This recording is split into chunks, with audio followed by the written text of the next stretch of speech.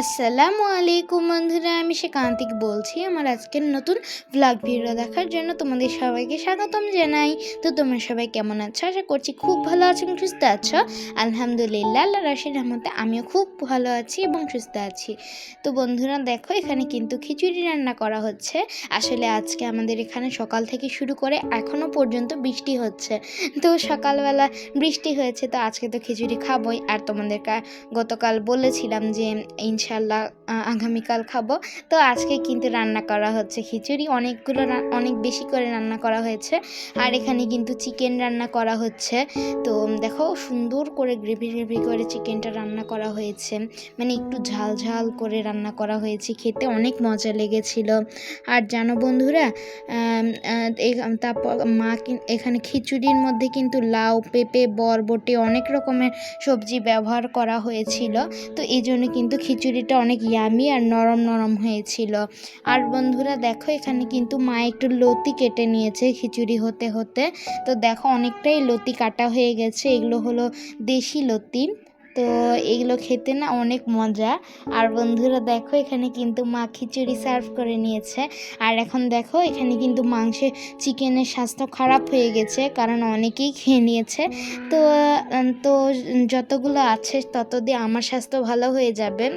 তো বন্ধুরা দেখো, এখানে কিন্তু মা নিয়ে নিয়েছে যতটুকু দিয়ে আমার স্বাস্থ্য ভালো হবে।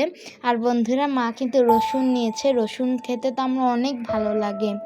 আর বন্ধুরা দেখো, কত ইয়ামি লাগছে না দেখতে, অসাধারণ হয়েছে।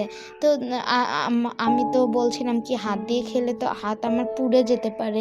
তো খুবই গরম ছিল তো খিচুড়িটা, এজন্য তো সেজন্য কিন্তু মা আমাকে হাত দিয়ে খাইয়ে দিয়েছিল।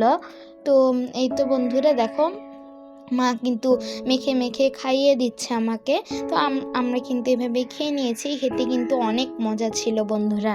তো দেখো, এখানে কিন্তু মা মাংসের অনেক পিস নিয়েছে, যেগুলো সব আমার অনেক প্রিয়। আর জানো বন্ধুরা, এই মুরগির চামড়া না আমার অনেক ভালো লাগে।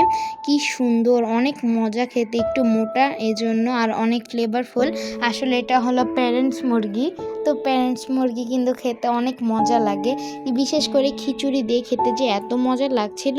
আর বন্ধুরা, তোমরা আমার আশেপাশে বাচ্চার আওয়াজের মানে বাচ্চার কান্নার আওয়াজ পেতে পারো, তো তোমরা কিছু মনে করো না। তো অনেক শব্দ হচ্ছে আর কি। বাচ্চারা তো কান্নাকাটি করবে, এটা স্বাভাবিক। তো মা কিন্তু আমাকে শসা খাইয়ে দিয়েছে। আর তোমরা খেয়াল করে দেখলে তো মায়ের আঙ্গুলটা কালো হয়ে গেছে। আসলে তো তোমাদের সাথে তো শেয়ার করলাম, মা লতি কেটেছে। দেশি লতি কাটলে তো এরকম আঙ্গুল কালো কালো হয়ে যায়। তবে মা কিন্তু লেবু এবং লবণ দিয়ে হাতটা পরিষ্কার করেছিল, তাও কিছুটা দাগ দূর হয়েছে। আগে তো আরও বেশি ছিল দাগ।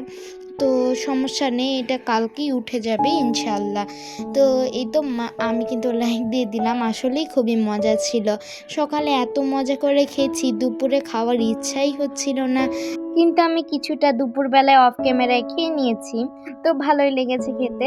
আর বন্ধুরা, তোমাদেরকে তো আমি বলেছিলাম আমি একটা পেন পট বানিয়েছি। তো সেটাই আজকে তোমাদের সাথে শেয়ার করতে চলে এলাম।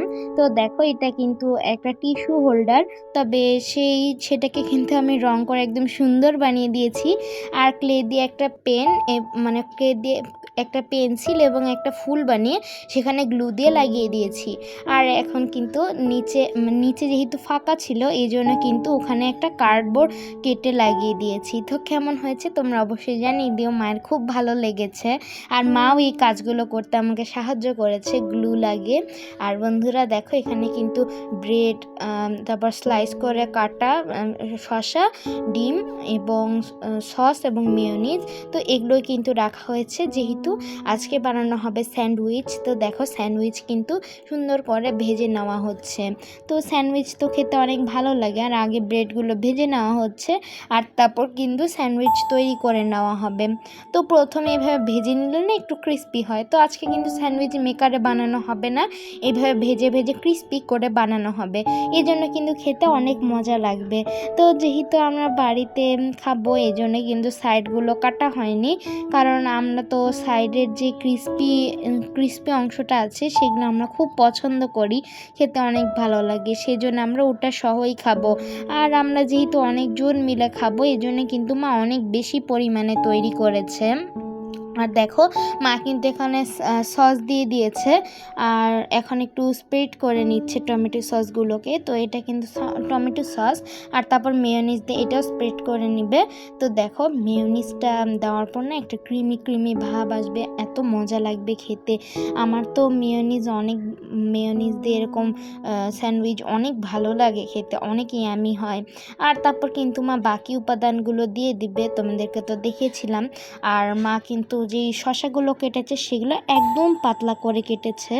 আর মা যখন স্যান্ডউইচ তৈরি করছিল তখন কিন্তু আমরা খেলছিলাম, যেহেতু সারাদিন বৃষ্টি, এজন্য কিন্তু আমরা বাইরে যেতে পারছিলাম না। এই জন্য ঘরে বসে আমরা খেলাধুলা করছিলাম, আবার দাবাও খেলছিলাম। তো দেখা একদম স্লাইস স্লাইস করে কাটা শসাগুলো মা দিয়ে দিয়েছে, আর তারপর কিন্তু ডিমগুলো মা দিয়ে দিচ্ছে। তো ডিমগুলো তো অনেক পাতলা করে কাটা, স্লাইস করতে গিয়ে কুসুমগুলো একটু ভেঙে যায়, তো এই জন্য কিন্তু মা সেটা সুন্দর করে সেট করে দিয়েছে। তারপর কিন্তু আবারও উপরে একটু টমেটো সস দিয়ে দিচ্ছে। আমার তো দেখে আবারও খেতে ইচ্ছা করছে। দেখো ভিতর দিকটা কত সুন্দর, তাই না?